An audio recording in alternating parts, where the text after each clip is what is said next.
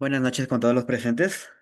Bueno, el día de hoy vamos a ver dos temas muy importantes que vemos en el tema de salud ocupacional, que es la toma, el registro e interpretación tanto de la espirometría como de lo que es el electrocardiograma. Vamos a iniciar por el tema del electrocardiograma. Dentro de la evaluación que realizamos en salud ocupacional a los pacientes de las diferentes empresas que se nos solicita, nosotros tenemos que realizar de manera indispensable, sí o sí, la toma de un electrocardiograma. Asimismo, este, asimismo, también la espirometría son funciones básicas, son pruebas básicas que se tienen que realizar del mismo modo en cada una de las empresas que nos solicita y es un requisito indispensable en cada una de ellas. Si bien cada empresa por lo general nos acerca un protocolo ya de examen que debemos realizarlo a cada uno de sus trabajadores, pero en todas ellas es el mismo tipo el mismo tipo de examen que se solicita. Por ejemplo, le hablo a grosso modo en Huamachuco. En la clínica Sausa Cocha, nosotros realizamos EMOS, son los exámenes médico ocupacionales, por ejemplo, la minera Sumagol, Mira Boró, hay un consorcio Calemar y consorcio La Arena, todo, y así como siete, ocho empresas, y todos nos piden como requisito sacarle lo que es un electrocardiograma y realizarle una espirometría dentro de su plan de inicio de labores de cada trabajador nos solicitan, ¿no? Entonces vemos que es muy importante. Desde el campo nosotros que realizamos estos exámenes y donde realizamos la interpretación, pues va desde lo más sencillo, de lo más básico, hasta lo más complejo. ¿A qué me refiero?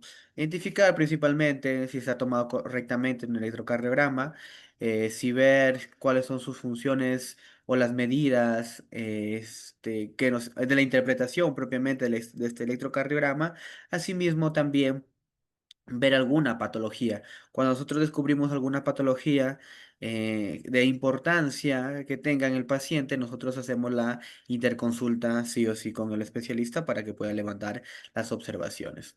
Entonces, el electrocardiograma prácticamente es el registro que refleja lo que es la actividad eléctrica del corazón la que es transmitida a través de este equipo y se emite en forma de ondas a través del papel milimetrado, pues, ¿no? Entonces esas ondas nosotros tenemos que interpretarlos para ver correctamente si está existiendo una despolarización adecuada del corazón o no. Y de acuerdo a eso nosotros podemos garantizar si tenemos una funcionalidad correcta o inadecuada de la función cardíaca, específicamente la parte eléctrica de nuestro corazón.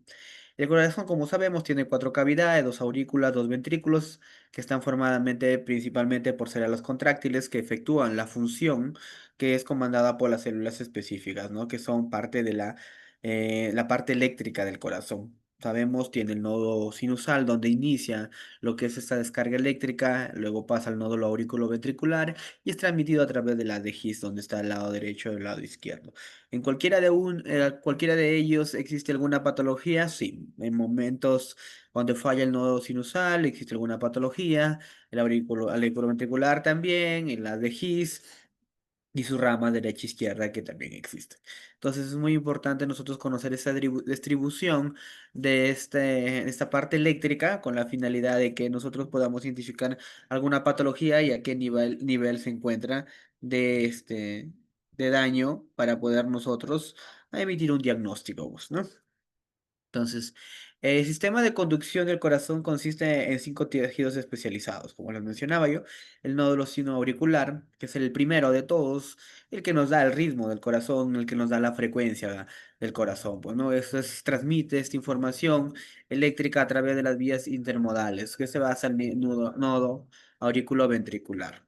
En el nodo auriculoventricular, nuevamente capta este impulso eléctrico y lo transmite a través de la haz de His, donde se va a dividir en sus dos ramas, en la rama derecha y en la rama izquierda, principalmente terminando ya en lo que son las fibras de Purkinje. Entonces, esta información va a viajar y se va a tomar su tiempo. Por eso que vemos periodos, por eso que vemos ondas distintas dentro de la actividad cardíaca reflejada lo que es en el electrocardiograma. Entonces, la importancia de ello a nosotros nos va a determinar los tiempos y esos tiempos nosotros nos va a ayudar a conocer si está dándose de manera correcta esas contracciones auriculares o ventriculares o las despolarizaciones propiamente de ellas con la finalidad de poder diagnosticar alguna patología. Entonces, el electrocardiograma propiamente es una representación gráfica de los movimientos eléctricos, ¿no? Que están a través de un vector, que es la forma esquemática para mostrar lo que es la fuerza y la dirección del impulso que va, o que viaja con respecto a la funcionalidad eléctrica propiamente del corazón. Entonces, los electrodos van a ser dispositivos que transmiten esta actividad eléctrica, ¿no? Que ocurre bajo ellos. Y a raíz de de esta interpretación, nosotros podemos hablar de derivadas. Las derivadas vienen a ser eh, los impulsos que son captados en diferentes, los pulsos eléctricos que son captados en diferentes partes ya establecidas, ¿no? Y por lo general tenemos 12 derivadas. Existen muchas más, claro que sí, pero las principales, las que nosotros utilizamos para la práctica diaria, son estas 12 derivadas, donde tenemos que 6 son estándares y 6 son precordiales. Las 6 estándar tenemos las unipolares y las bipolares. Las unipolares tenemos el ABR, el ABL y el ABF. Y los bipolares tenemos uno, 2 y 3. Y con respecto a las precordiales, tenemos B1, B2, B3, B4, B5 y B6. Cada una de ellas ya está establecido su función, dónde deben colocarse para poder captarla, este impulso, y nos da un reflejo de la actividad del corazón para ver el daño específicamente dónde se está dando el corazón. El electrocardiógrafo es el equipo, pues, ¿no? Que nos ayuda a nosotros a interpretar esas ondas eléctricas que son transmitidas por los electrodos y luego son registradas en un papel milimetrado. Entonces, actualmente ya tenemos electrocardiógrafos que nos interpretan mucho de los diagnósticos, nos dan ya la frecuencia cardíaca, nos dan el ritmo si sinusal o arrítmico, va a ver si hay una bradicardia, una taquicardia, nos ayuda en cierta medida a interpretar las funciones, entonces por ahí estamos yendo bien. También hay electrocardiógrafos mucho más avanzados que nos ayudan a interpretar fibrilaciones, nos ayudan a interpretar bloqueos también de rama.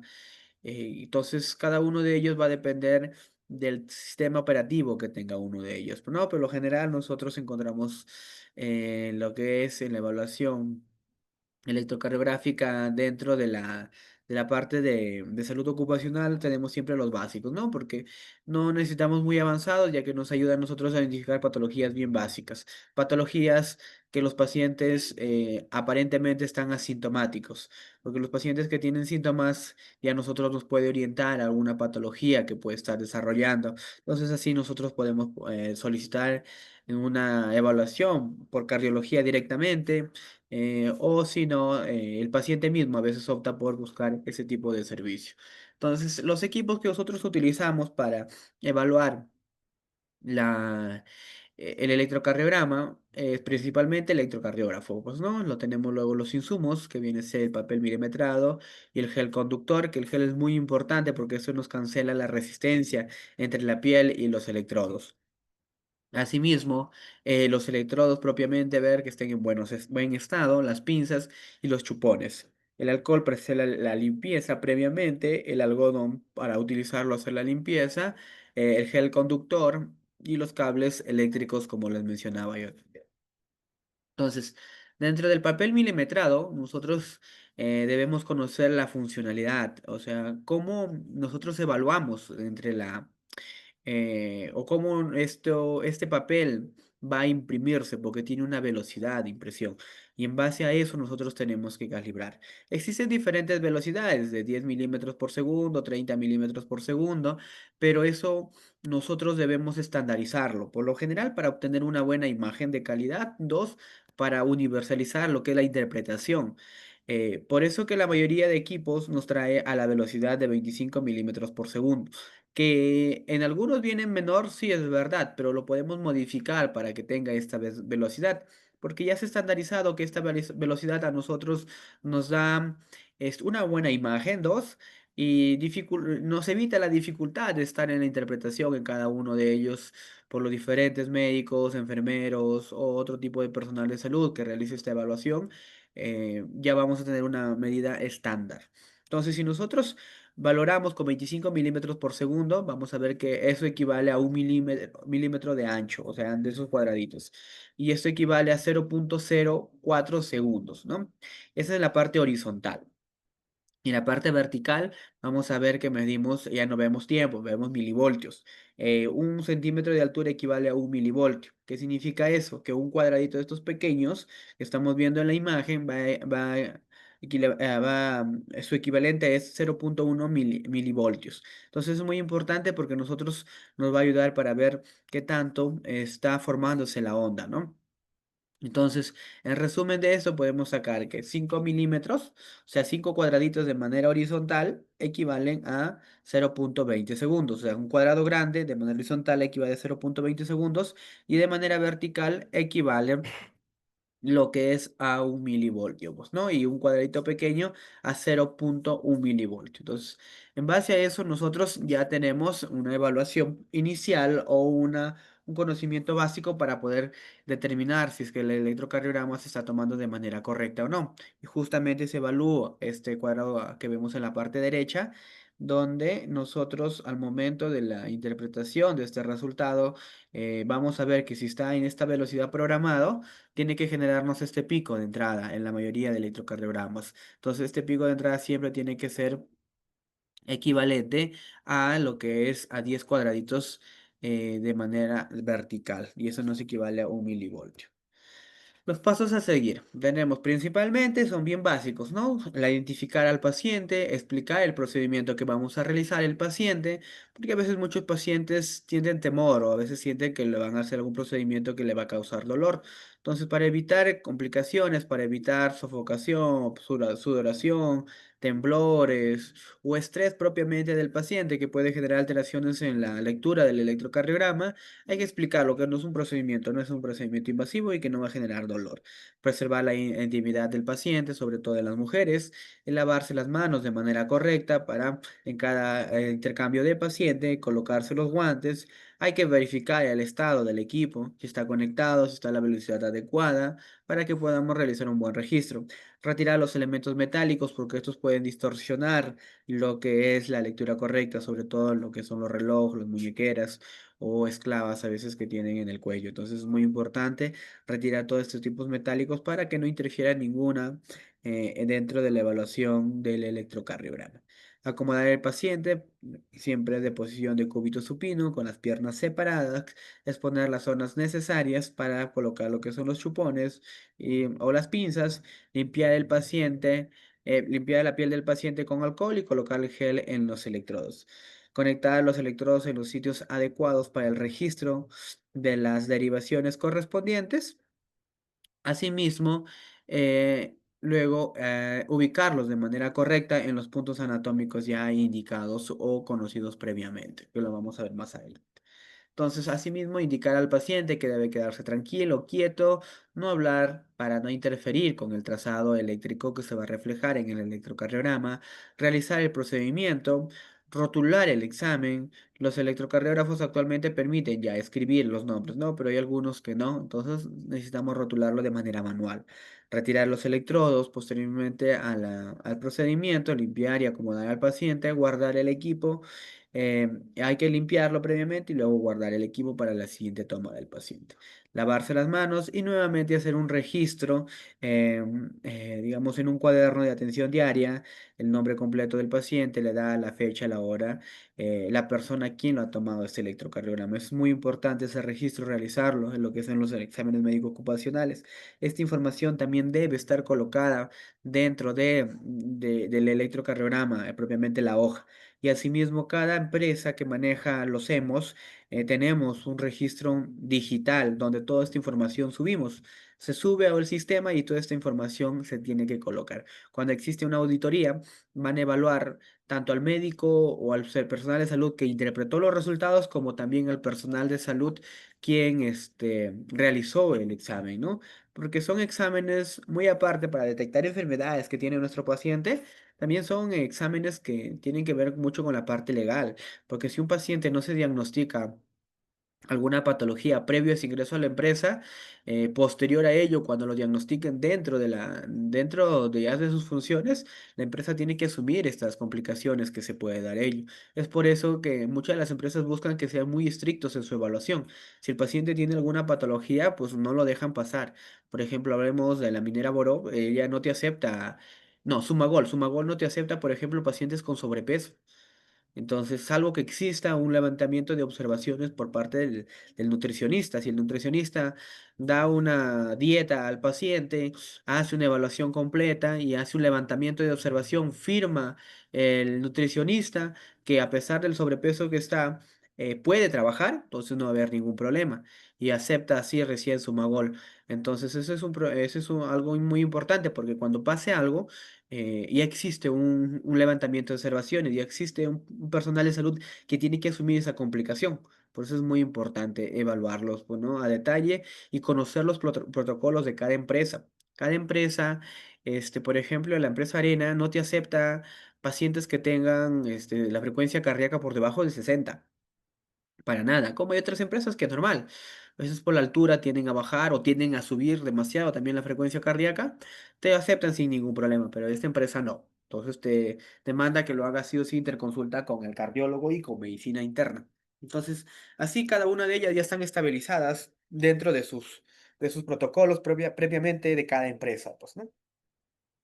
¿Qué factores pueden considerarse para que se pueda alterar una lectura correcta del electrocardiograma? Eso es muy importante conocerlo, porque esto nos puede alterar en tanto la formación de las ondas como también una calidad de impresión del electrocardiograma. Primero va desde el paciente, pues, ¿no? El paciente, hay que ver el tema del vello. A veces hay pacientes que tienen exceso, pues hay que rasurarlo para que tenga contacto directo los chupones con la piel, el temblor muscular, y a veces es por el mismo nerviosismo de los pacientes que tienen, la ansiedad, el frío, las lesiones de la piel, los queloides sobre todo, el calor excesivo, la sudoración, o la utilización de ciertos metales que también puede afectar al paciente. Y esto puede afectar en la que es la transmisión eléctrica de estas ondas que van a ser reflejadas en el electrocardiograma.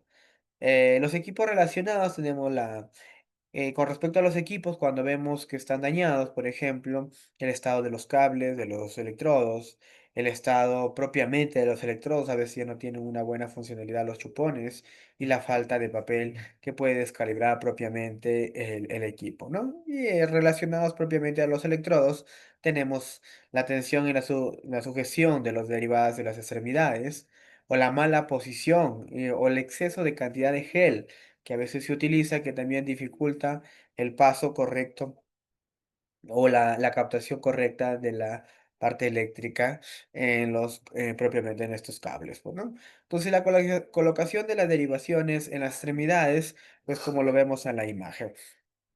Este es muy importante conocerlo. Estas letras están colocadas en manera de inglés. Por eso que ustedes lo van a ver en las pinzas con ciertos tipos de características. En otras imágenes lo vamos a ver con otros nombres. Van a ser variantes. Pero la parte universal es que RL, LL, RA y LA, esos son los términos que siempre vamos a encontrar en todos los equipos. Entonces, RL nos indica que debe estar colocado lo que es en la pierna derecha, hablando de lo que son las pinzas, las que vimos en un inicio de color verde, rojo, amarillo, negro, entonces a estas pinzas. Y los colores no son similares en todos los tipos de electrocardiogramas, ¿no? Son variantes, cambian en algunas marcas, ¿no? Sobre todo los de origen estadounidense, con los alemanes cambian un poco en la coloración.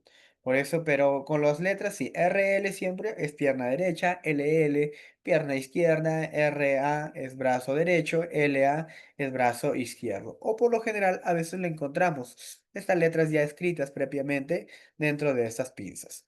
Y con respecto a las derivaciones que van, las derivaciones precordiales, que son 6, tenemos B1, va a lo que es el cuarto espacio intercostal derecho, como podemos verlo en la imagen.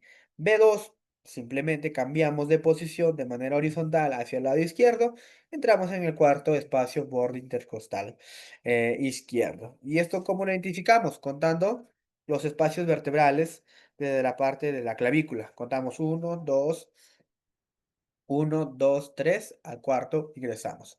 Siempre tenemos que empezar a contar desde la clavícula, de la unión con el esternón, para de manera vertical, y ahí podemos encontrar estos espacios. Entonces, cada uno de nosotros podemos poner en práctica esto con nuestro cuerpo y nos va a ayudar a nosotros a ubicarlo fácilmente. Entonces, si ubicamos B1, automáticamente en B2 lo vamos a identificar porque está al otro lado de manera horizontal. B3 y es B3 lo dejamos al último, colocamos B4. B4 de frente, nos pasamos de B2 a B4 y es el quinto espacio intercostal izquierdo. Entonces, ¿dónde lo encontramos? En la línea media, en media clavicular o a nivel del pezón. Por lo general en los hombres es más fácil identificarlo, en las mujeres un poco más complicado, pero tenemos que ubicar el quinto espacio intercostal en la línea media clavicular. Entonces, una vez que nosotros ubicamos este punto, colocamos B4 y partimos o dibujamos una línea oblicua desde B2 a B4 y en la parte central entra B3, que es la forma de ubicar a B3 que está entre B2 y B4 prácticamente está derivada.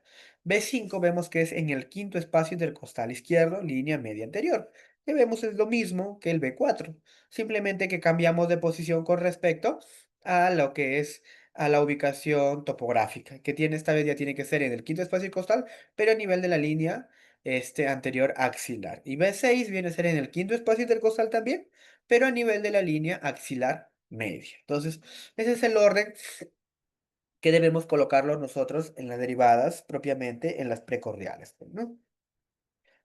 Ahora, con respecto al electrocardiograma, como ya vimos en un inicio, que cada cuadradito equivale a 0,1 milivoltios de manera vertical, y eso hace suma de 10 cuadraditos, nos haría una suma de 1 milivoltio, y de manera horizontal tenemos 0,04 segundos cada cuadradito, que esto equivale a sumando 5 cuadraditos, que es un cuadrado grande, que es a 0,20 segundos. Generalmente esto se da esta interpretación a base de 25 milímetros por segundo. Entonces lo que vamos a ver el día de hoy es en base a 25 milímetros por segundo, que es por lo general la medida o la calibración estándar de todos los equipos de electrocardiografía. Entonces, vamos a ver ondas que existen dentro de la interpretación del electrocardiograma, que prácticamente son básicas que debemos aprenderlos, ¿no? Desde la onda P, que es la inicial, la que nos indica la despolarización auricular. Luego también tenemos el segmento PR, que es el segmento isoeléctrico.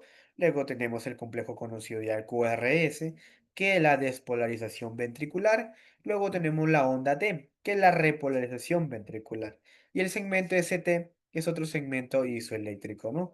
Que es uno de los segmentos muy importantes a evaluar, que tenemos elevación del ST, por ejemplo, conocido en los infartos de miocardio. Entonces, esta onda que nosotros lo vemos, esta es la onda completa que debemos evaluarlo, ¿no? Que debemos tenerlo hasta acá. Hasta este punto, estas ondas siempre vamos a aparecerlos en todas las derivadas que nosotros vamos a evaluar. Va a cambiar los picos, las alturas de las ondas, eso es verdad. Va a depender en qué parte lo estamos captando, el impulso eléctrico, pero la mayoría siempre tienen esta configuración. Y algunas se agrega lo que es la onda U, que ya vamos a ver más adelante. Las ondas y los complejos. El electrocardiograma normal consta de 5 ondas, que es P, Q, R, S y la onda, y lo que es T. La onda P implica la contracción de ambas ventrículas, de ambas aurículas, que yo. El complejo QRS representa la contracción de los ventrículos y la onda T representa la relajación de ambos ventrículos. Es muy importante conocerlo porque la alteración de ellos nos va a conducir o nos va a dar una idea de qué parte del corazón se está afectando, sobre todo en la parte eléctrica, ¿no? La relajación de las aurículas no se registra en el electrocardiograma porque está tapado por el complejo QRS. Incluye las ondas QRS, las tres hacia la referencia, hacen referencia lo que es a la contracción del ventrículo, porque se denomina complejo QRS. Estas ondas que se forman en este complejo es la sumatoria de ambos ventrículos, tanto el derecho como el izquierdo, pero como vemos se contraen casi de manera simultánea ambos ventrículos, por eso que genera esos picos, ¿no? A diferencia que justamente cuando se están contrayendo estos ventrículos, automáticamente las aurículas se están relajando, pues, ¿no? Y entonces por eso que no podemos apreciar dentro del electrocardiograma el relajamiento de las aurículas propiamente dibujadas en las ondas.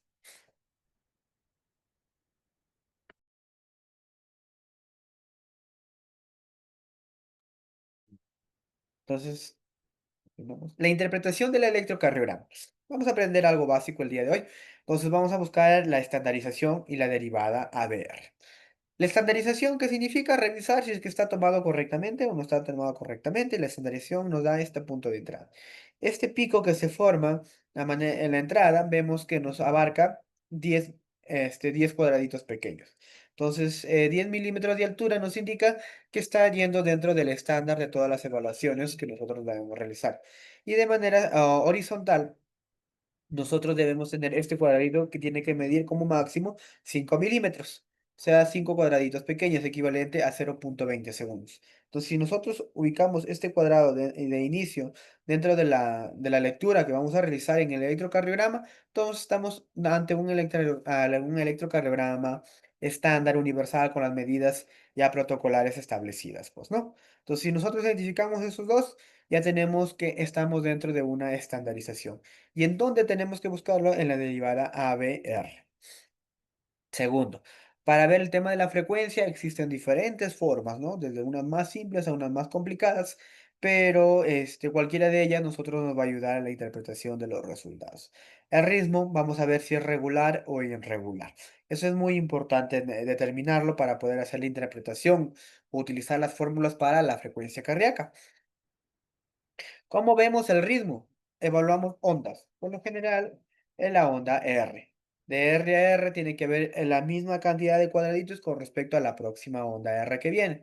Si nosotros vemos que estos intervalos de R a R son regulares, estamos hablando de un buen ritmo.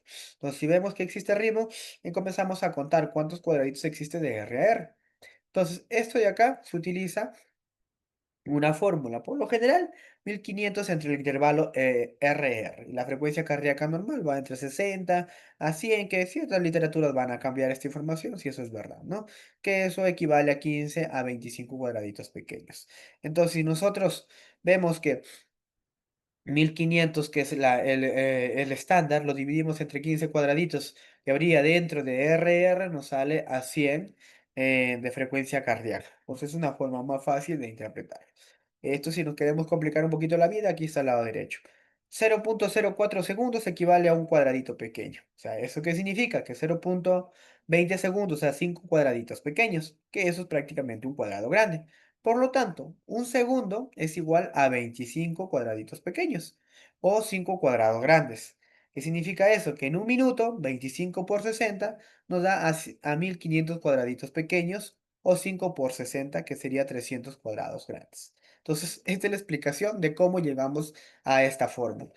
Más simple, 1500 en lo que encontramos entre la cantidad de cuadraditos pequeños que encontramos entre RR y sacamos la frecuencia cardíaca. Ritmo. Las características del ritmo, si es sinusal o tiene otro tipo de ritmo. ¿Cómo lo vamos a identificar?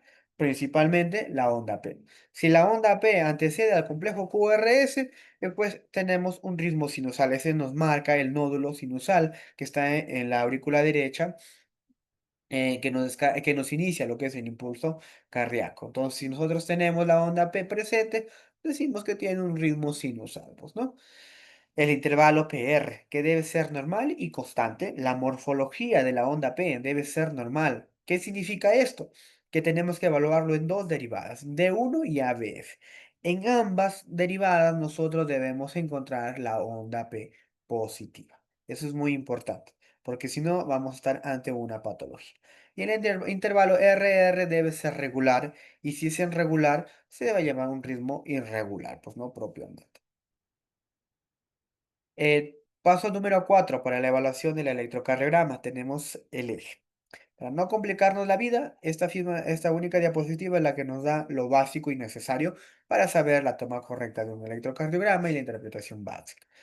Hay que verificar o ver la derivada 1 y la derivada ABF para poder nosotros evaluar el eje eléctrico del corazón. Ambas derivaciones, normalmente el complejo QRS es ascendente. ¿Qué significa eso? Es positivo.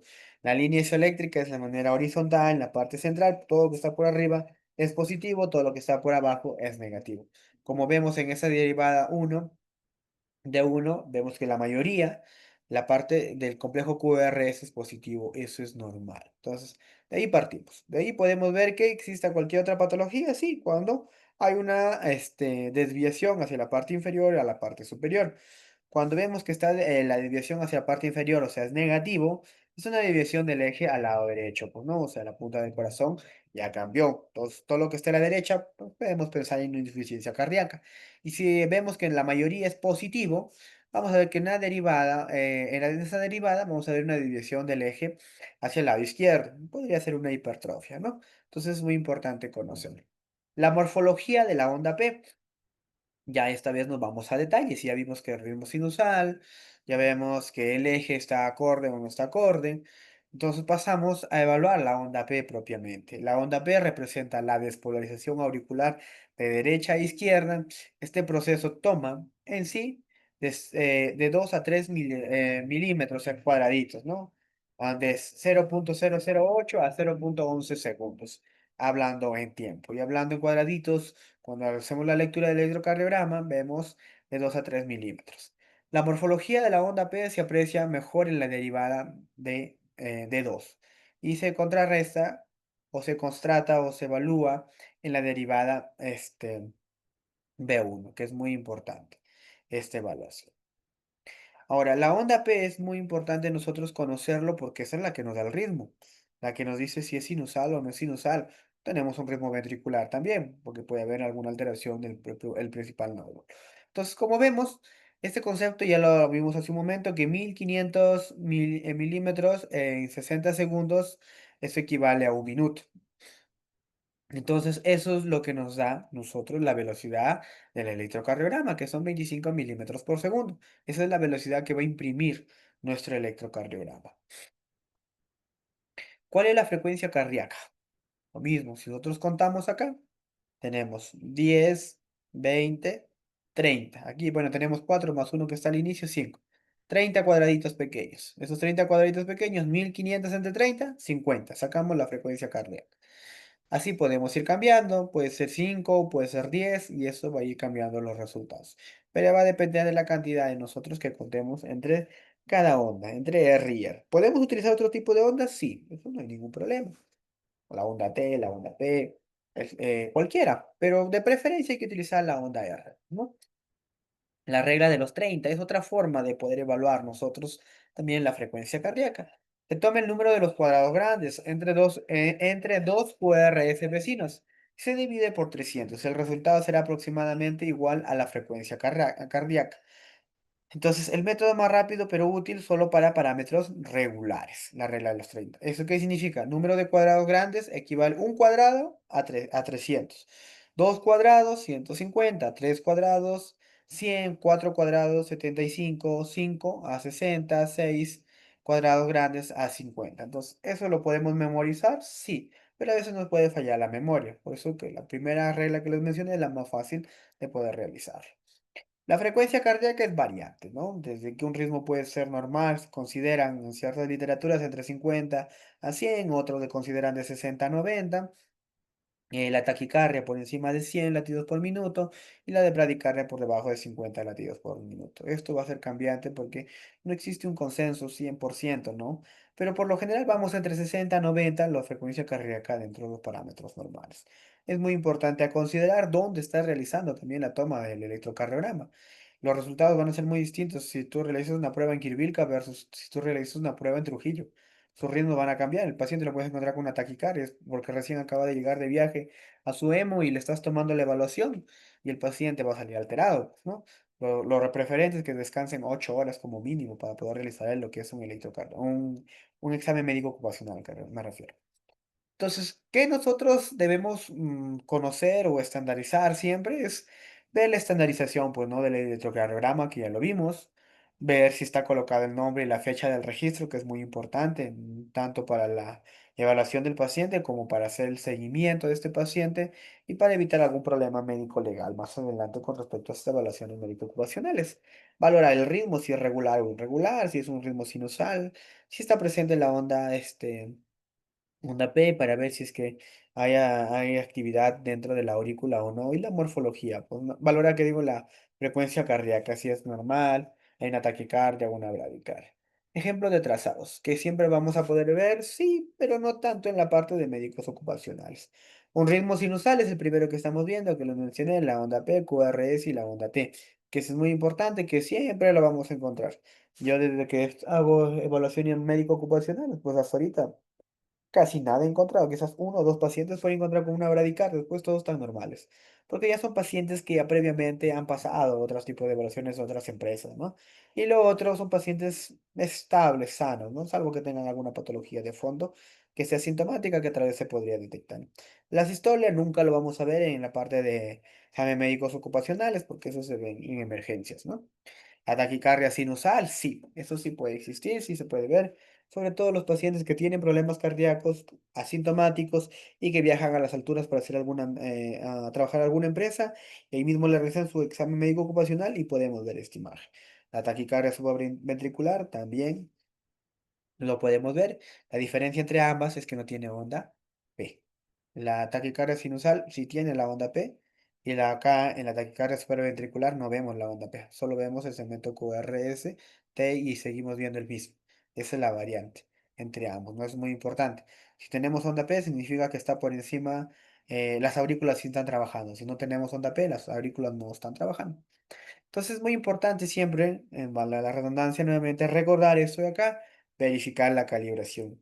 ¿Cuántas veces he observado yo, por ejemplo, electrocardiogramas que no están correctamente tomados o alteraciones, tal vez propiamente en el electrocardiograma? Simplemente por esto, porque no verifican la calibración. A veces a la semana, dos o tres electrocardiogramas no están bien tomados porque se olvidaron de calibrar. La calibración debe ser diaria cuando tenemos por debajo de 10 pacientes y cuando tenemos por más de 10 pacientes tienen que ser cada 10 pacientes una calibración del equipo. Siempre verificar el nombre, siempre me pasa eso. Se olvidan y lo ponen el mismo nombre del vez anterior, como lo guarda el equipo, lo ponen el nombre del anterior paciente, lo imprimen. Yo lo subo a la plataforma del EMO y luego a la semana, cuando yo mando ya los correos propiamente de los resultados, me observan. El electrocardiograma no es del paciente, me pone. ¿Qué significa eso? Que tengo que buscarlo al paciente y volverlo a tomar otro electrocardiograma. ¿Y quién asume ese costo? La empresa que está brindando el servicio de realizar el EMO. Entonces, ¿y a quién creen que van a descontar? Al que lo realiza el electrocardiograma. Por eso es muy importante nosotros verificar esto. Siempre se pasa filtros porque en la parte médico ocupacional estos documentos son muy importantes porque son legales, porque van a depender la existencia de una patología o no al momento del ingreso del paciente a trabajar. Ver el ritmo, si es que no. A veces nos piden que sí o sí se suba la foto del electrocardiograma, a veces por costumbre, o a veces por rapidez de, está bien el electrocardiograma, vamos a ponerle frecuencia 50, 70. Y no falta que su médico ocupacional de esta empresa lo revisa justo al lado de ese electrocardiograma y evalúa que tiene 90 o 80. No, dice, no coinciden los resultados evaluados. Objetado ese resultado, listo. Nos cae a nosotros una amonestación. Entonces, y así podemos romper ese vínculo que existe entre la empresa médico ocupacional que brinda los hemos con la empresa de manera anual, pues, ¿no? Entonces es muy importante nosotros cuidar esta parte. Luego la morfología de la parte auricular, el eje eléctrico, la morfología ventricular y la despolarización y valorar lo que es la repolarización, pues, ¿no? Entonces, la importancia del electrocardiograma en salud ocupacional. Es una herramienta fundamental en el ámbito de la salud ocupacional porque tiene su capacidad para detectar alteraciones en la actividad eléctrica del corazón, lo que puede ser crucial en la prevención y en el diagnóstico de enfermedades cardiovasculares. Asimismo, evaluar en los trabajadores expuestos a diversos factores de riesgo.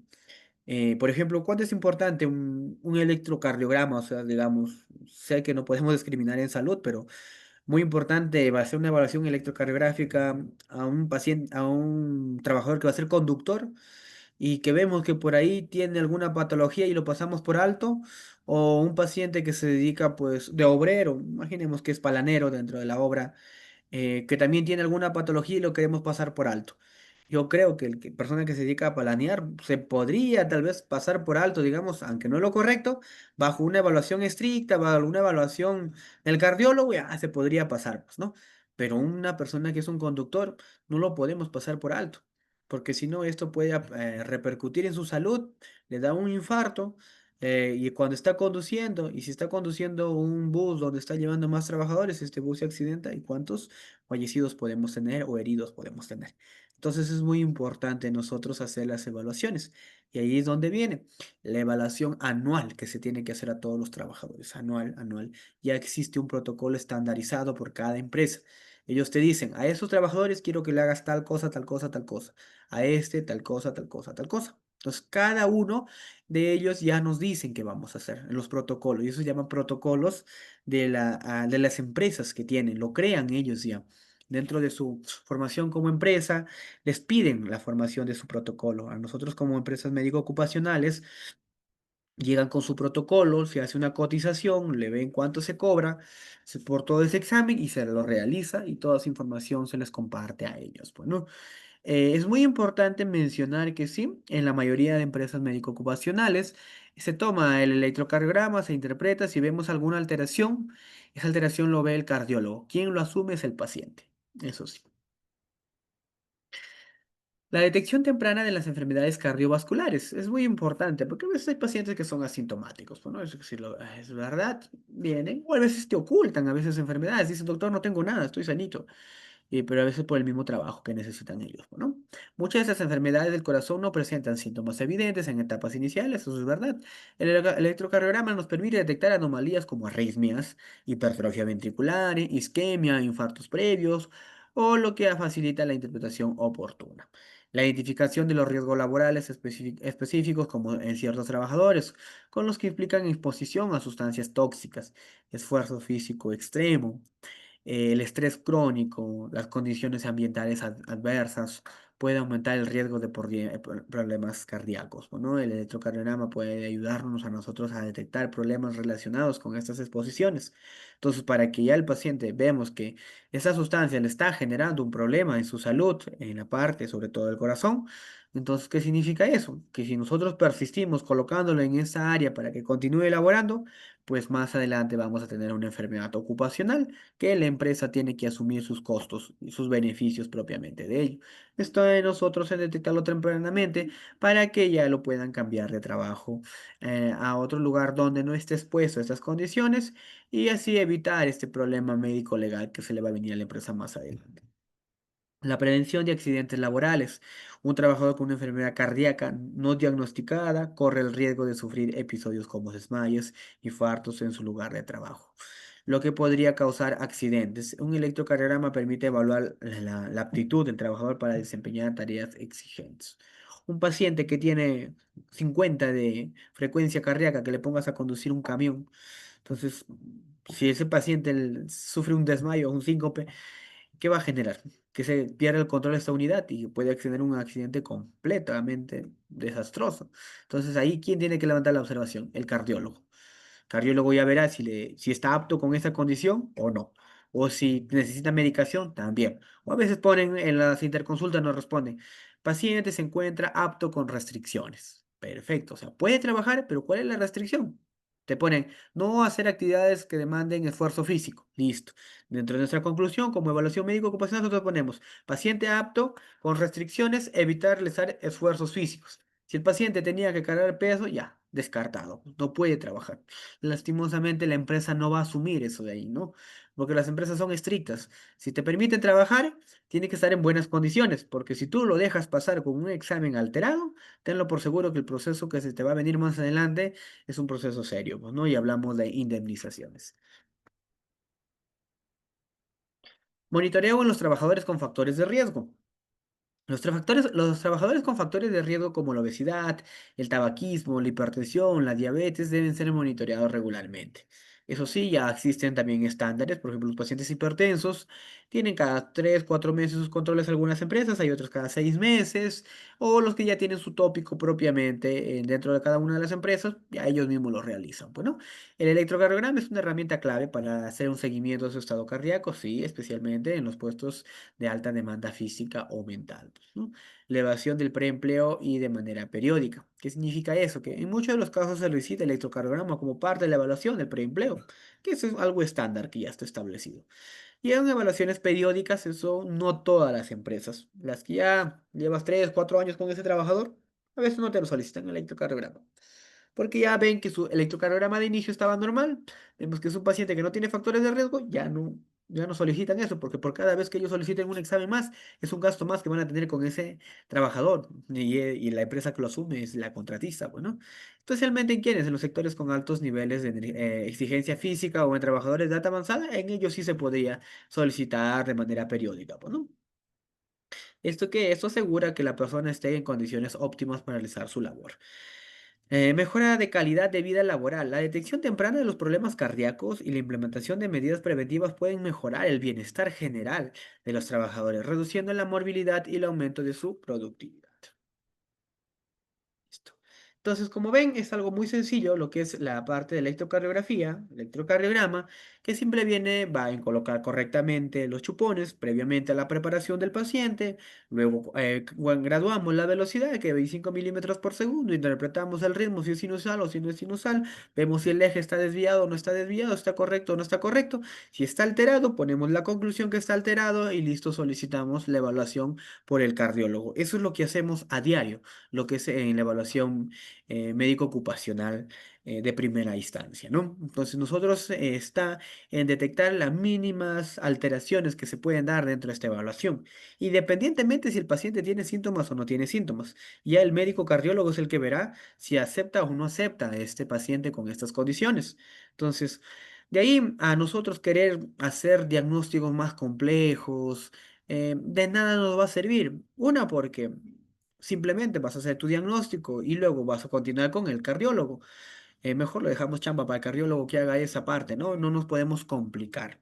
Lo que encontramos, eso lo informamos, pero eso tiene que estar informado con las fechas establecidas de dónde nosotros lo estamos realizando, el lugar donde lo estamos y quién lo está tomando el electrocardiograma y quién lo está interpretando. Por ejemplo, yo les hablo de la empresa de Sausacocha, que es una clínica que aparte de ocupacional también es asistencial. Esta clínica nosotros brindamos esos exámenes médico-ocupacionales. Por ejemplo, yo no tomo electrocardiogramas, ¿no? En otros lugares a veces los médicos sí tomamos, pero en esa clínica, por ejemplo, no tomo electrocardiograma, lo toma la licenciada. Ella lo toma, está como tal cual los he informado, porque estas son las capacitaciones que yo brindo ahí también en la clínica. Se toma el electrocardiograma, lo suben al sistema. Yo hago la lectura de la frecuencia cardíaca, veo si el eje está desviado o no está desviado, si es sinusal o no es sinusal.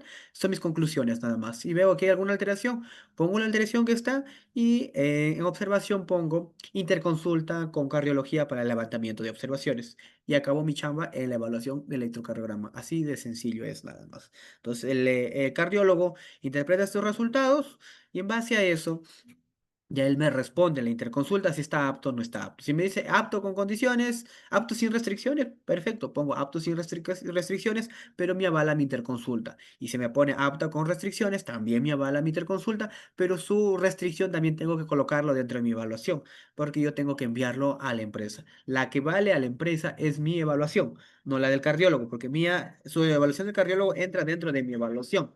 Entonces, la que van a evaluar siempre es la mía, pero tiene que estar sustentada en un especialista. Pues no, yo no me puedo tomar la atribución como médico ocupacional de frente y hacer el levantamiento de observaciones, salvo que fuera yo especialista en cardiología, pues, ¿no?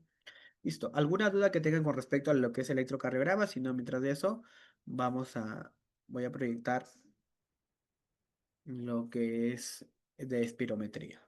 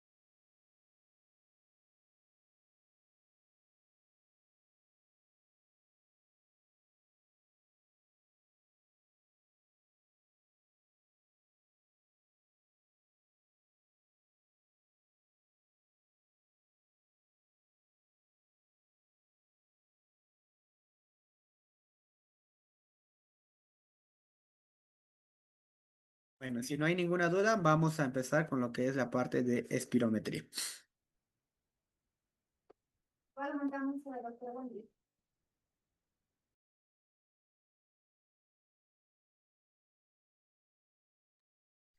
Entonces, dentro de la evaluación de la espirometría también es algo bien sencillo que realizamos en el examen médico ocupacional, no hay que complicarnos mucho la vida. Lo más complicado de la espirometría es hacerle entender al paciente cómo debe soplar, aunque no lo crean. A veces hay pacientes que están estables, no tienen ninguna patología, son jóvenes, todos los revisamos por lado y lado, no tienen nada, pero no saben cómo poder soplar correctamente dentro de esta evaluación, ¿no? Entonces es muy importante nosotros explicarles paso a paso qué deben hacer, en qué momento deben soplar, porque si ellos soplan previamente a la máquina que va a captar, ya se genera una distorsión en las curvas, ¿no? Entonces, vamos a ver que la espirometría forzada, porque tenemos que soplar, es una prueba de carácter exploratorio, utilizada como método objetivo para la evaluación de la función pulmonar y para el seguimiento de las enfermedades respiratorias. En la espirometría forzadas nos miden nos miden los volúmenes y los flujos pulmonares, que viene a ser la velocidad a la que se movilizan los volúmenes, ¿no? Propiamente, que se generan durante una maniobra de inspiración máxima voluntaria, desde una posición de inspiración máxima, ¿no? Todo ello se ha realizado en un menor intervalo de tiempo posible. O sea, siempre tenemos que realizar en la menor cantidad de tiempo posible que nos solicite el equipo. Es decir, que esta prueba se mide en volúmenes pulmonares dinámicos durante el transcurso de la maniobra voluntaria de expiración forzada. Entonces, la espirometría pues, es una prueba básica para el estudio de la función pulmonar. Es una herramienta básica de neumología, sí. La teoría es de hacer y en práctica difícil de realizar correctamente. La medida de la magnitud de los volúmenes pulmonares y la rapidez con estos pueden ser movilizados flujos aéreos. La espirometría forzada viene a ser nosotros que debemos soplar dentro de una máquina, así, a grosso modo, ¿no? Entonces, esto está dentro de un factor, el factor tiempo y la velocidad en que la maniobra de la espirometría aporta información sobre o cómo sale el aire de los pulmones y el flujo que lo representa.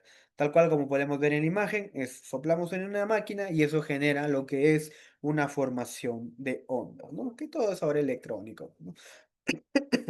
¿Qué medidas o qué medidas vamos a evaluar nosotros en la evaluación de la espirometría, en lo que es salud ocupacional? Prácticamente tres medidas, bien sencillas. De las tres, la segunda es la más importante.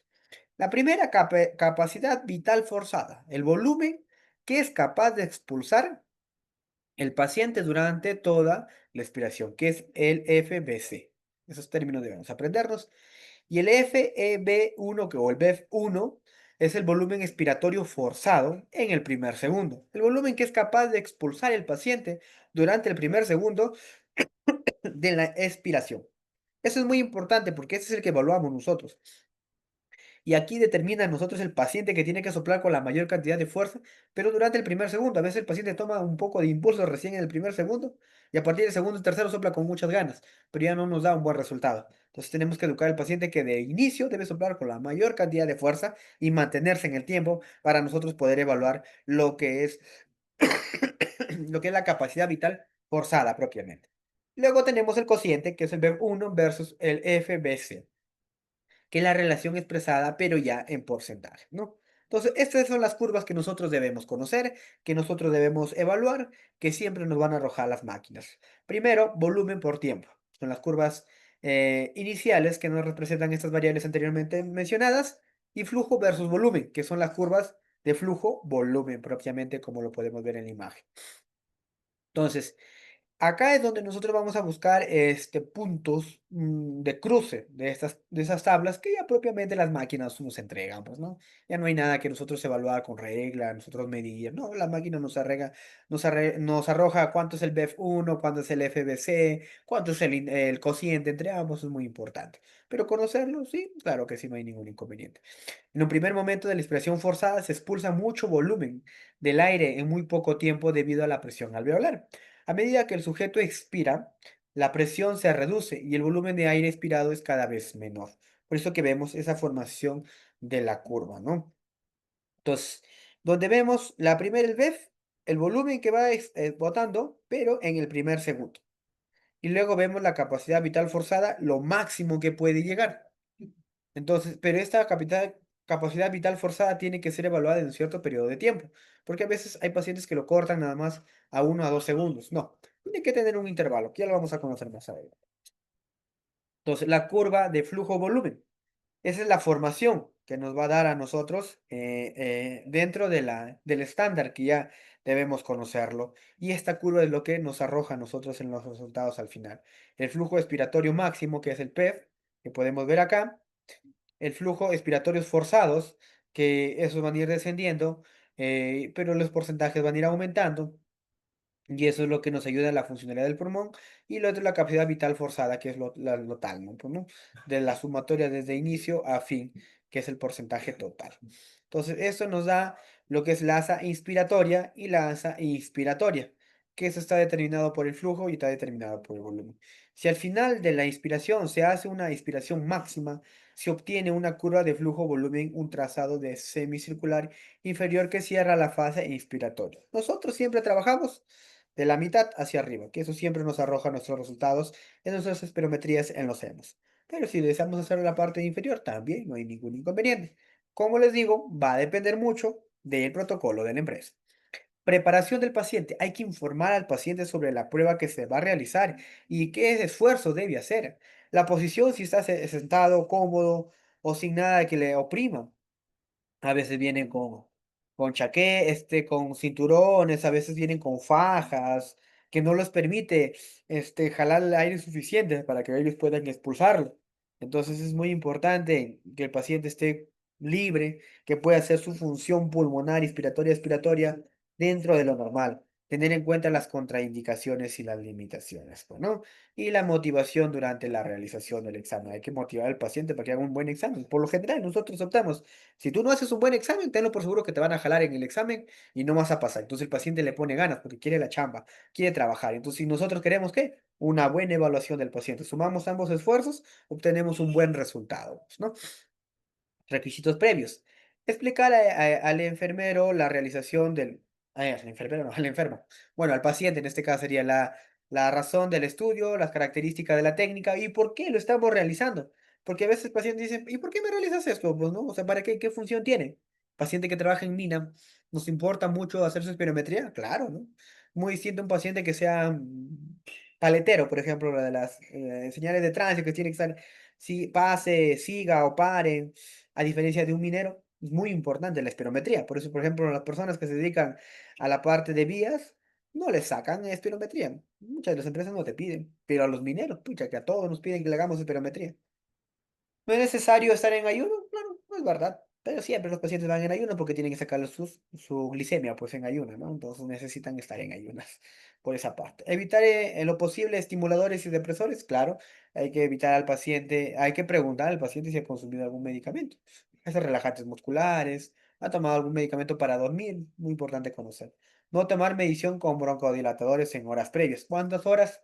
Media hora, 8 horas antes. No debe haber utilizado, pues, ¿no? Si no se le repite la prueba al paciente. No llevar la ropa ajustada ni fajas ortopédicas, no fumar en las horas previas, porque altera también la funcionalidad, no realizar ejercicio en los 30 minutos previos. Esto sí me pasa muy frecuente en Huamachuco. Hay que ser sinceros, los pacientes se les dice que tienen que llegar 8 horas antes, pero lo primero que hacen ellos es llegar media hora antes. Cogen carro a veces de acá de Trujillo, se van hasta Huamachuco, el paradero está en un extremo y la clínica está en el otro extremo. Y como a veces no hay motos, taxis, caminando, pucha, llegan agitados.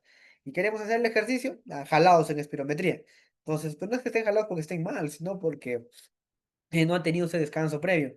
Le hacemos que pasen por otros servicios, pues, ¿no? Para que ocular, hacemos pasar por laboratorio, hasta que van tranquilizándose y le hacemos luego espirometría. Entonces, las recomendaciones, acá están. Tiempo de espera aconsejado para realizar espirometría forzada después de haber tomado alguna medicación. Yo por lo general considero 8 horas. La mayoría porque los pacientes que tienen alguna patología están dentro de las 8 horas. Las patologías que vienen a trabajar ya los pacientes. Pacientes diagnosticados con patologías más complejas que necesitan tratamientos mucho más fuertes, ellos te vienen con informes ya previamente. Entonces, a veces La prueba que tú lo realices va a estar en función a ese informe del neumólogo que lo ha hecho, pues, ¿no?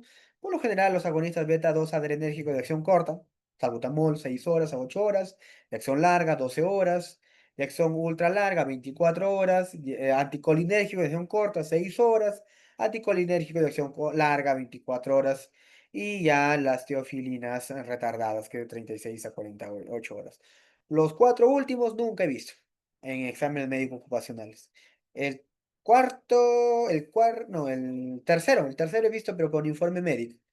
Siempre me encuentro con el primero. Al mes habrá uno por ahí que utiliza su broncodilatador. Ellos ya saben, doctor, ya por si acaso no he utilizado mi broncodilatador desde ayer en la noche. Ah, ya, muy bien, le digo, no jalado. ¿Ya? Entonces, el paciente ya nos confiesa la verdad. Valoraciones de referencia. Las variables hiperométricas presentan variaciones en cuanto a qué: sexo, edad, talla, peso y raza. Eso es muy importante conocerlo. Los resultados deben interpretarse en relación con el valor que presentaría un individuo sano similar.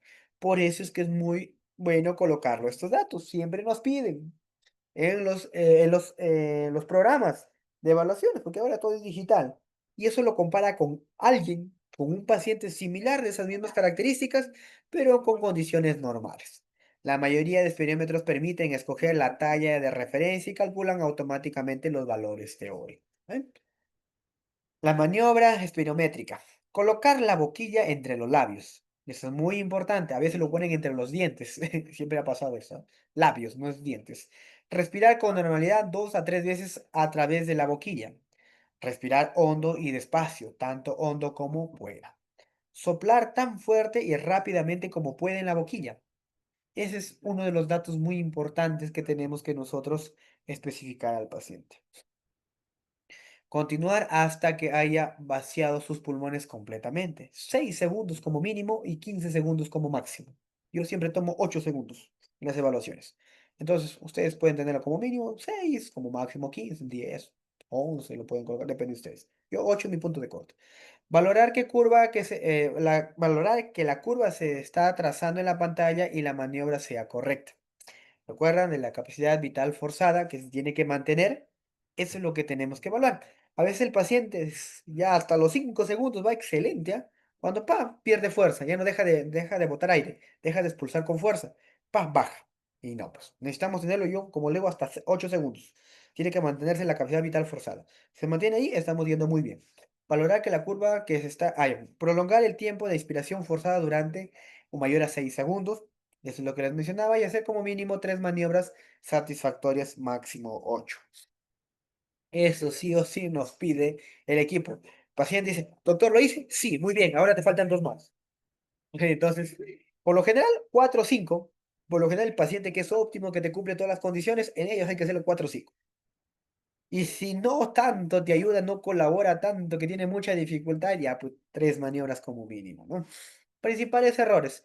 No dar instrucciones previas. A veces decimos, pues señor, siéntese y sople. Ni le dijimos cómo debe hacer. Él ya sopló. Un desastre su espirometría. Lo primero que pasa. Introducir datos incorrectos en los espirómetros. Claro. Ponemos la edad de un niño o un peso de un niño. Lo compara con alguien de un niño, pues, ¿no? Y estamos haciendo un adulto. Resultados alterados. No animar al paciente lo suficiente. El esfuerzo su máximo. Tenemos que hacer lo que sople bien. Entonces hay que darle un buen ambiente médico ocupacional en ese momento, porque es una de las pruebas muy importantes a realizar. Finalizar la maniobra de manera prematura. A veces el paciente sopla y para eso te lo corta. Tienes que decirlo. No, yo le voy a decir hasta el momento que corte. Tú sopla, sopla, sopla, sopla, anímalo para que cumpla sus 8 segundos como mínimo, ¿no? Postura incorrecta. A veces están doblados, a veces echados, a veces los pacientes también. Entonces, tienes que tener una buena posición. Es una posición sentadito, bien erguido y que sople de manera correcta. Y si no, parado, pues, ¿no? Colocación incorrecta de la boquilla, los dientes, siempre es típico. Tos durante la maniobra o cierre glottis. A veces tosean, pues no, los pacientes están con su problema respiratorio y les da su tos. Entonces, ahí ves. O le tomas en 2, 3 horas, o lo citas para otro día o cuando se mejore, pues, ¿no? Criterio de aceptabilidad. Inicio de maniobra. Recuerdan que tenemos que ver que este pico se forme, donde va a ser la cavidad vital forzada. El inicio del ascenso tiene que ser rápido. Recorrido que pasa cerca de los puntos de referencia en los normales. La morfología convexa hacia el exterior y la finalización progresiva hasta cerca del punto de referencia de la capacidad vital forzada. Criterio de reproducibilidad.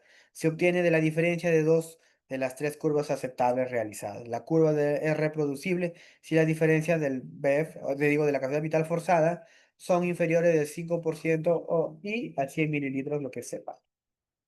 La expresión de los resultados. Este cuadrito siempre nos va a arrojar a nosotros. Siempre, siempre. Los resultados de la espirometría deben ser expresarse en forma numérica y en forma gráfica. Ustedes siempre le van a entregar estos dos resultados, esta gráfica y esto de acá. Y a ustedes les toca evaluar qué cosa es, qué patología puede tener, qué problema hay. Entonces, aquí, ¿qué hacemos? Patrones evaluamos. Patrón obstructivo, patrón restrictivo, patrón mixto. Patrón obstructivo, hay que aprendernos los términos nada más. La capacidad vital forzada está normal. En cambio, el BEF1 está disminuido y el cociente, el BEF1 sobre capacidad vital forzada también está disminuido. Entonces, cuando consideramos normal este coeficiente que le estoy mencionando, y es mayor a 70%. Cuando vemos que son normales propiamente cada uno de ellos de manera individual, cuando es mayor a 80%. Yo siempre busco este tema, 80%. Y nosotros podemos ver acá, miren, capacidad vital forzada, 93, mayor a 80. BEF1, 84. Perfecto, este paciente está óptimo. Listo, siguiente, no hay ningún problema. Pero en estos pacientes que tienen patrones obstructivos están disminuidos por debajo de estos valores. ¿En quién podemos pensar? EPOC, asma, bronquiectasia, fibrosis quística. Pues no, ¿quién hace el diagnóstico? El neumólogo. Nosotros solo detectamos patrones, nada más. Interpretación patrón obstructivo. Esta curva vemos. La curva azul es la que nos dice que para este paciente con esta edad, con esta talla y de este sexo y de esta raza, esa es su curva perfecta, pero vemos que está por debajo de lo normal. Eso es lo que llegó a nuestro paciente. Entonces, después de los 1000 intentos que hemos hecho, después de las 1000 recomendaciones que hemos hecho, ya el paciente sigue con esa curva ya. El paciente tiene alguna patología, pues, ¿no? Entonces, podemos encontrar este tipo de alteraciones.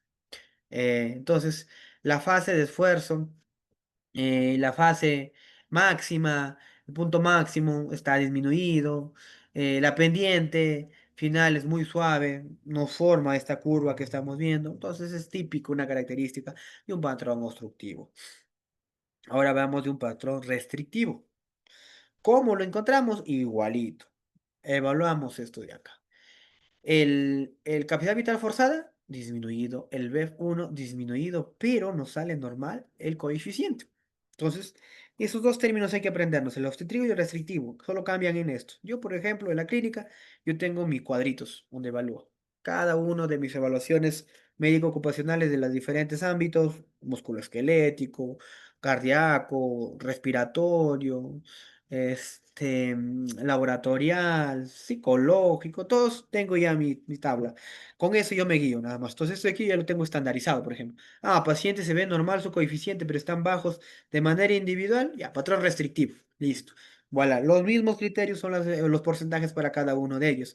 Mayor o igual a 70 se considera normal el coeficiente y de manera individual mayor o igual a 80. Si encontramos este patrón, patrón restrictivo, ¿qué cosa puede ser?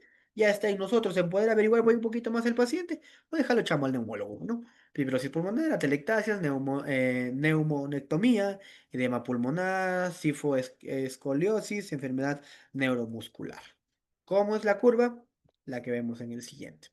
Se dan cuenta que es igualita a la curva azul, pero de menor tamaño. A diferencia de que del otro, vemos esa convexidad que se forma en esta parte.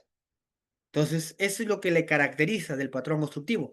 Yo desde que veo la tabla ya lo estoy diciendo, el paciente tiene un patrón obstructivo o el paciente tiene un patrón restrictivo. ¿Por qué? Porque yo me guío siempre la curva, ya digo, si está por debajo, está mal.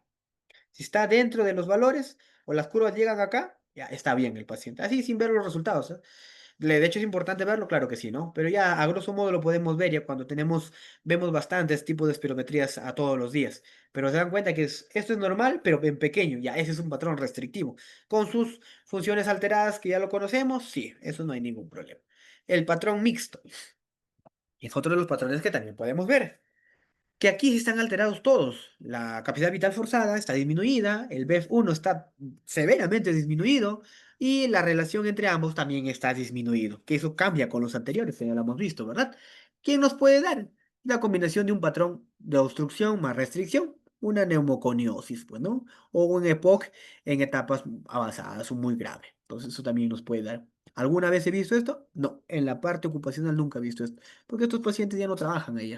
Ya les dieron su descanso médico, ya están en su proceso legal para que la empresa lo pueda indemnizar, pues, ¿no? Sin ningún problema. Si es que han desarrollado esta patología dentro de sus labores diarias propiamente de la empresa, pues, ¿no? ¿Cuál es la interpretación del patrón mixto? ¿Se dan cuenta? Pequeño, pero formando su curva con las alteraciones, tamaño reducido y morfología obstructiva. Esa obstructiva es la que le da esa convexidad de manera interna. Eso es típico del patrón obstructivo, ¿no? Y el tamaño reducido del patrón restrictivo, pues, ¿no? Que les mencionaba. Restringe, o sea, está bien, digamos, de manera general, pero está restringido su patrón, está restringido su funcionalidad.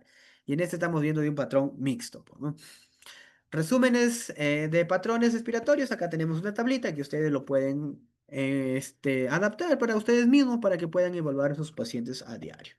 La interpretación algorítmica del diagnóstico. Espirometría. ¿Es válida o no es válida? Sí, las curvas nos sirven o no nos sirven. ¿Es reproducible, sí o no? ¿Cuántas mínimas? Tres. Recuerdan, 8 máximo. Vemos, evaluamos primero el coeficiente, el BEF1 sobre el factor, el FBC, ¿no? La capacidad vital forzada. Si es mayor al 70%, no hay obstrucción. Si es menor al 70%, pues estamos hablando de un proceso de obstrucción. Segundo paso, la capacidad vital forzada, evaluamos de manera individual. Si es normal, mayor o igual al 80%, que es el tema teórico que nos da también la máquina, que sería una espirometría normal. Pero si está por debajo de este valor, el patrón es un restrictivo. Pero si vemos que la capacidad vital forzada, sumado que está por debajo del 70% el coeficiente, pero está por encima de la capacidad vital forzada del 80%, patrón obstructivo. Si está por debajo de 80, patrón mixto. Y eso también ustedes lo pueden utilizar. Y esta tablita a veces nos arrojan, a veces nos dan a nosotros. Yo veo, es siempre esta curva de acá. Paciente normal, digo, por ejemplo.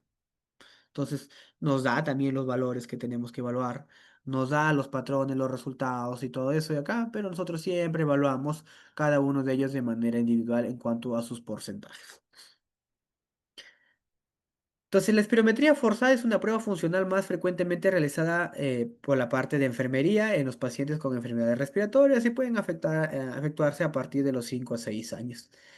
¿Por qué se hacen a partir de los 5 o 6 años? Siempre a veces nos hemos preguntado, ¿no? Que por debajo de esa edad los niños no nos hacen caso. A ver si lo sopla con fuerza, nunca nos hacen caso. Por eso que el asma se diagnostica a partir de esta edad. Y no es porque no se puede diagnosticar antes, porque necesitamos de la espirometría para diagnosticar asma, pues, ¿no? Entonces el niño recién nos hace caso a esta edad. Existen una serie de contraindicaciones para la realización de una espirometría forzada entre las que destacan, que digo.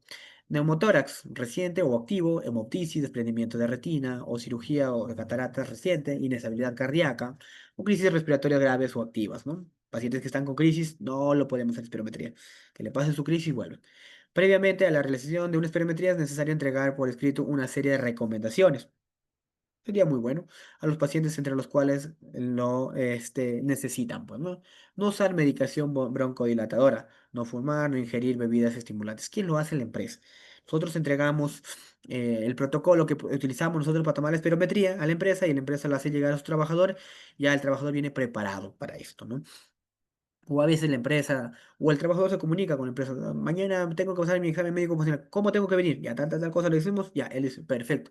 No, pasado vengo mejor porque estoy un poco mal. Ya el paciente debe de programar. Porque si él viene y pasa o se altera o hay alguna alteración en su espirometría o en cualquier otro examen, eh, levantamiento de observaciones, él tiene que asumirlo en su bolsillo. Por eso que el paciente viene mejor en las óptimas condiciones porque la empresa lo va a pagar todo, ¿no? Y un examen va desde lo más básico, 80 90 soles hasta 300 400 soles. Entonces va a cambiar mucho, ¿no? Nos debemos intentar interpretar una prueba que, por más realizada, pueda ser capaz de inducir a un error. Se considera necesario cumplir con dos tipos de criterios de calidad para considerar una espirometría como correctamente realizada: criterios de aceptabilidad y criterios de repetibilidad. Y eso ya les he mencionado cuáles son. Deben realizar un mínimo de 3 maniobras satisfactorias, excelente, y técnicamente correctas. Todas ellas reproducibles, no debiendo superarse ni en ningún caso un número de intentos máximo de 8. Entonces, acá tenemos unos términos que podemos utilizarlo, claro que sí, que son un poco más complejos, que nos van a ayudar en cierta medida, sí, pero son ya formas logarítmicas, formas numéricas o formas de curvas que también nos pueden complicar la vida, ¿no? Pero lo que les mencionaba anteriormente es lo más importante que nosotros debemos aprender para realizar lo que es nuestra evaluación de la espirometría. ¿No? Entonces, eso sería todo por el día de hoy con respecto a espirometría. Como le dije, todo lo que les he mencionado, eso es lo que hacemos nosotros en la evaluación médico-ocupacional referente a la espirometría. Si nosotros encontramos alguna alteración o encontramos alguno de los patrones que les he mencionado, restrictivo, obstructivo, mixto, chamba para el neumólogo, para que descubra qué enfermedad tiene el paciente y si nos da la aptitud o no nos da la aptitud. O a veces pacientes vienen. Doctor, por si acaso, si me encuentra alguna alteración en mi espirometría, acá está mi informe. ¿Hace cuántos meses tiene tu informe? 6 meses. Ah, ya, vale ese informe. El informe vale un año. Un año como máximo, donde dice el neumólogo paciente con diagnóstico tal, apto para trabajar en tal condición. Perfecto. Ese informe solo le sube un año. A veces viene el paciente y dice, faltan 3 días para que se vence su informe. ¿Pasa o no pasa? Sí pasa ese informe. Pero ya tiene un año y un día, ya no pasa ese informe. Entonces siempre tiene protocolo estandarizado, es un año, un año. Y si ya cumplió esos años, señor, otra vez pase su interconsulta. Tú como empresa le puedes dar la facilidad, claro, lo comunicas por teleinterconsulta. Si es algo leve o si es algo moderado a severo, tiene que estar de manera presencial con el médico evaluador, ¿no? Para que levante su restricción o su observación, perdón, que digo que nosotros hemos hecho. ¿Cuánto tiempo tiene para que levante su observación? 30 días.